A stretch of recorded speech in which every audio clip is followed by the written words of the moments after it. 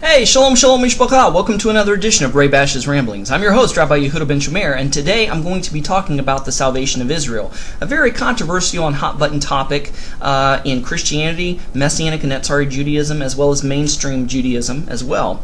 A lot of Christians and Messianics will base their doctrine of the salvation of Israel on the verse of Romans 11:26, which says, "And so all Israel shall be saved." So before we get into this verse and what it really means, we have to clarify and define a few words here.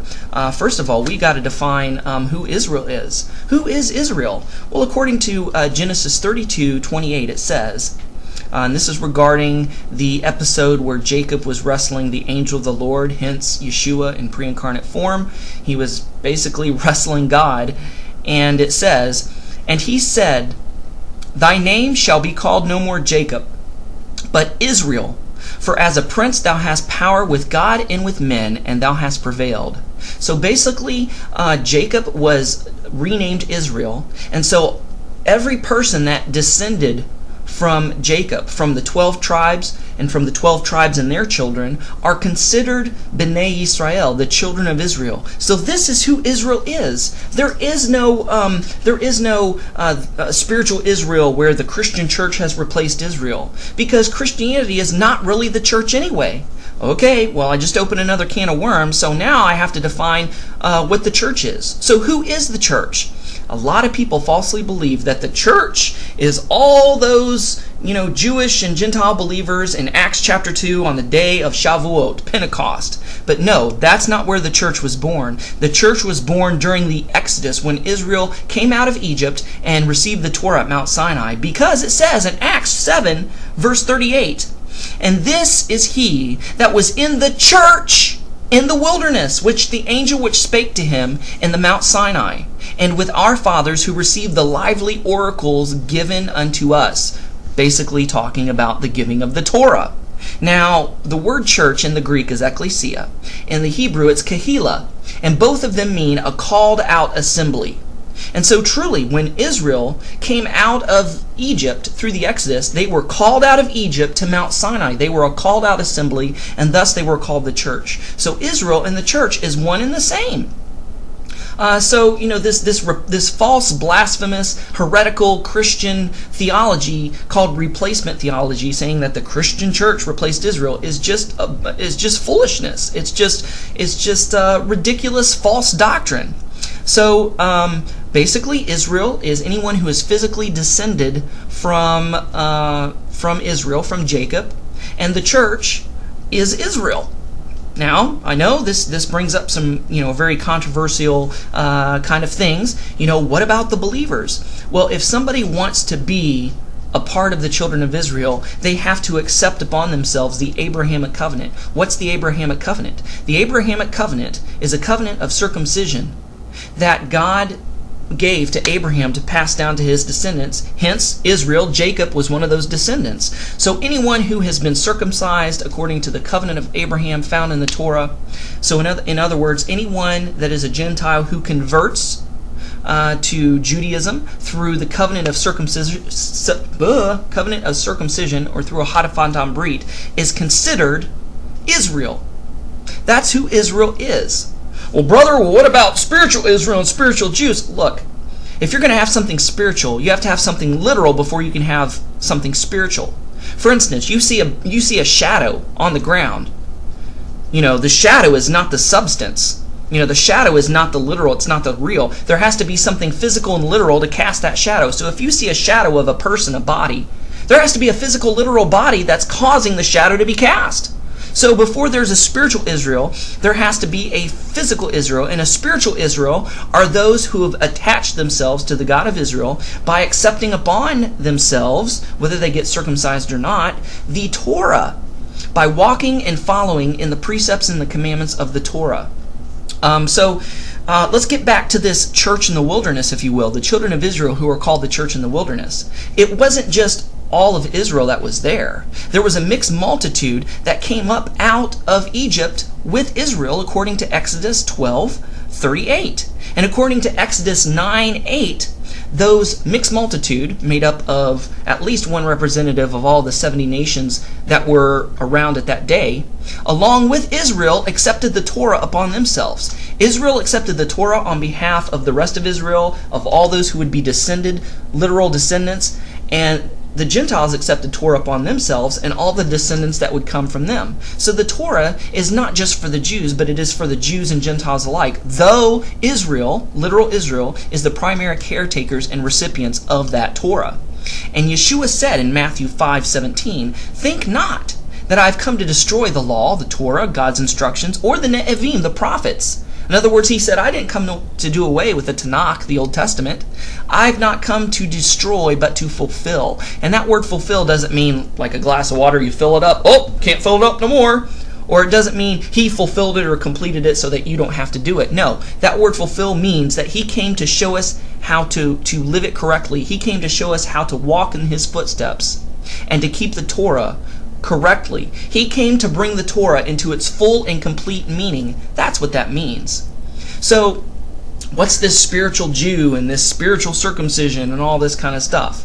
Well, for one to be a Jew, a true Jew, you have to be a Jew from the inside out, not from the outside in. And the Pharisees were so focused on the outward appearances and on the outside. Okay, I don't sleep around, and I wear tefillin, and I wear my talit and prayer shawl and tzitzit and my kippah, and I keep all the commandments on the outside, but on the inside, hey, I'm lusting after every woman I see, or I hate this person, hate that person, wish they were dead. So in other words, they were keeping the Torah on the outside, but not on the inside. Yeah, they may be physical descendants of Abraham, but they weren't true Jews, according to Rav Shaul. Because it says in Romans 2:28, "For he is not a Jew, which is one outwardly, neither is that circumcision, which is outward of the flesh." Rav Shaul was basically saying, look, I don't care if you circumcise the foreskin of your penis or not. It may make you into the Abrahamic covenant. It may make you a child of Israel, but it doesn't make you a true Jew. Where does the word Jew come from? Another word we must define. The word Jew comes from the name Judah or Yehuda, the biblical patriarch of the tribe of Judah. Judah means praiser of God. So a Jew is one who praises God. Not just sings praise and worship songs and raises the hand, but one who praises God with his very life, the way he lives his life. So how can you praise God? By walking in the footsteps of Yeshua our Messiah, by walking and following the Torah. By keeping the Torah with all your heart, out of a motive of love, not for brownie points.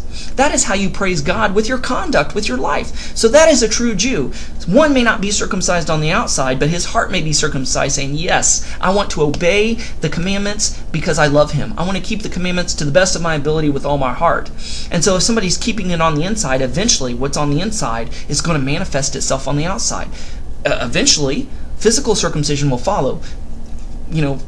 Physically, they will start wearing tefillin and keeping the commandments on the inside. But if they're keeping it on the inside first, it's going to come out on the outside.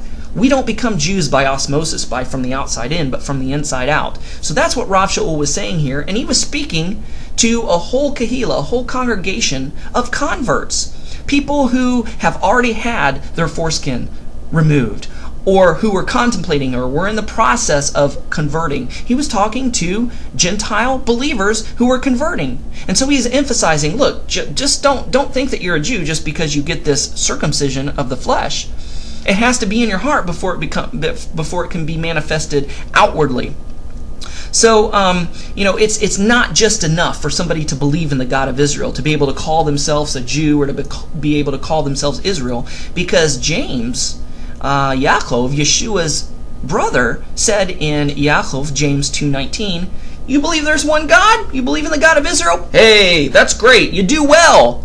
But even the devils, the fallen angels themselves believe and tremble. So, as I said before, you cannot have the spiritual without having the literal.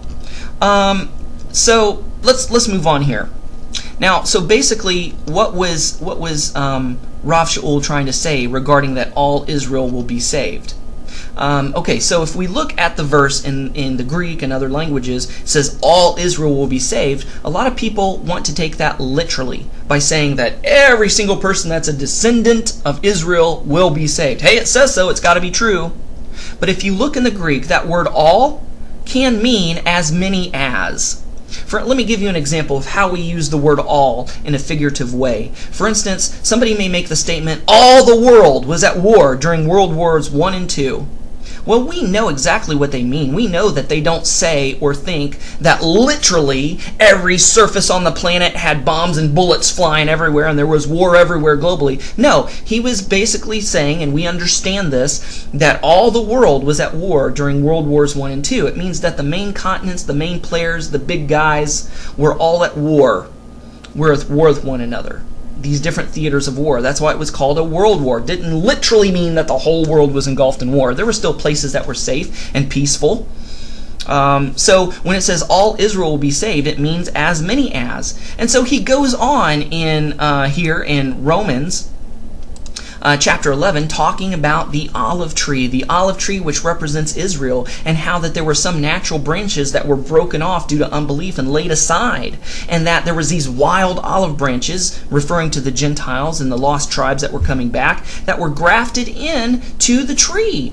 And the graft is an allusion to the circumcision, that you have to cut the branch to be able to graft it in, and so to be a part of literal physical Israel, you have to have this circumcision. Whether it be a circumcision or Hadafat Dambrit, you have to convert to be Jewish. Doesn't mean that you have to be circumcised to be saved, because those who follow the God of Israel, who for whatever reason don't want to physically be a part of Israel, are called God-fearers. They're called righteous Gentiles, and they keep the Torah just like anybody else except for the circumcision. Now, the circumcision is a part of Torah, but it was given to Abraham, and therefore it was actually before the 613 commandments were given. Even though that circumcision is a part of it, it was literally and physically addressed to Abraham and his descendants and no one else. So it's optional for anyone else who wants to come into the seed of Abraham through the covenant of circumcision. And it was telling these Gentile converts in Romans who were being grafted in, don't boast, don't brag, because now you've been circumcised and you're considered a full-fledged child of Israel. Don't brag about that, because you could be easily snapped off too. He said, that the Jews are blinded. There's a mass blindness of Jews. They didn't recognize Yeshua coming as the Messiah, son of Joseph. They were expecting Messiah, son of David, the king. They weren't expecting the suffering Messiah to come first. So they were blinded in order that prophecy could be fulfilled. They were blinded in order that you could come in and be saved, that you could come in and convert. But there's coming a day, and the way that day is going to come about is by you Gentiles living your life in such a Torah-obedient way that you make the Jews jealous because you keep the Torah so well. And they're going to investigate how you do it, and boom, that's how you could reveal to them that Yeshua is the Messiah, and that blindness will be lifted, and they will come in. That's what it's all about, folks. And then, Matthew chapter 3, verses 1 through 13, Yochanan the Immerser addresses the Pharisees and Sadducees, who were blind, who kept the Torah on the outside but not on the inside, and even alluded to this breaking off, this desegregation from Israel itself by their blindness and by their lack of keeping Torah on the inside. He says, heck, even if God wanted to, he can raise these stones up to be children of Abraham. So just don't say that that you're okay because you're a physical descendant of Abraham. That's just not enough. You have to be from the inside out, not the outside in. So that's basically what Romans 11 is all about. Now, we know that not literally all Israel will be saved, but that there will be a mass of Israel who will eventually open their eyes and see that Yeshua is the Messiah and walk in his footsteps by following Torah, because Zechariah prophesies in chapter 12, verse 10, "And I will pour out upon the house of David and upon the inhabitants of Jerusalem the Ruach, the spirit of grace and of supplications, and they will look upon me," referring to Yeshua, "whom they have pierced, whom they crucified. And they shall mourn for him as one mourns for his only son, and in bitterness for him as one that is bitter for his firstborn." But we also see that not literally all Israel will be saved, like Israel has a free get out of jail card just because they're a literal descendant of Abraham. No, because in the story of Lazarus and the rich man, Yeshua said in Luke 16:31, "And he said unto him, If they hear not Moses," in other words the Torah, "and the Ne'evim, the prophets, Neither will they be persuaded though one rose from the dead. And he was alluding to his future resurrection. Matthew 28:16 through 17 is after the resurrection, and it says, Then the 11 Talmudim, the disciples, went away into Galilee, into a mountain where Yeshua had appointed them. And when they saw him, they worshipped him, but some doubted. So not everyone believed.